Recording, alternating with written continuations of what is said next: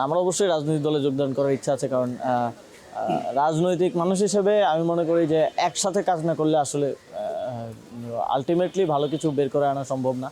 তবে বাংলাদেশে জুলাই গণঅভ্যুত্থানের পরে রাজনীতি করার জায়গাটা যেমন প্রসারিত হয়েছে, সবাই রাজনীতিতে আসতে পারছে, যে ভয়টা নেই আগে রাজনীতিতে আসলেই যে কেউ আঘাতের শিকার হবে, বা সবাই পাবলিক প্ল্যাটফর্মে কথা বলার একটা পরিবেশ তৈরি হয়েছে।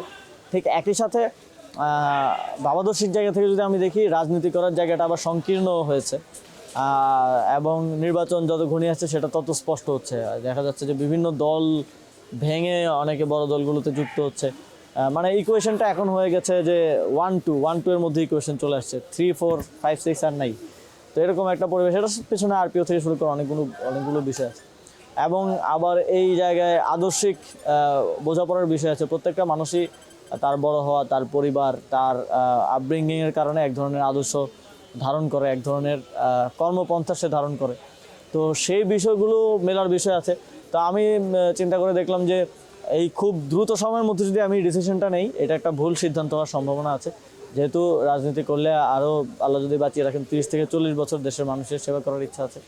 তো প্রথমে যদি কোনো ভুল ডিসিশন নেই, তার থেকে ডিসিশনটা একটু দেরিতে নেয় আই থিঙ্ক বেটার। সেই জায়গা থেকেই স্বতন্ত্রভাবে নির্বাচনের ট্রেনে উঠলাম।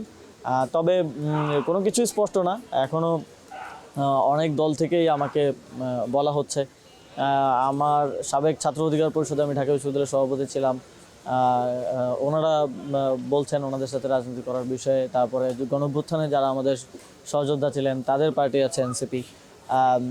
এছাড়া বাংলাদেশ জাতীয়তাবাদী দলও তরুণদেরকে চায়। তো সবার একটা আকাঙ্ক্ষার জায়গা আছে, সবার সব দিকে আমি মনে করি যে সুযোগ আছে।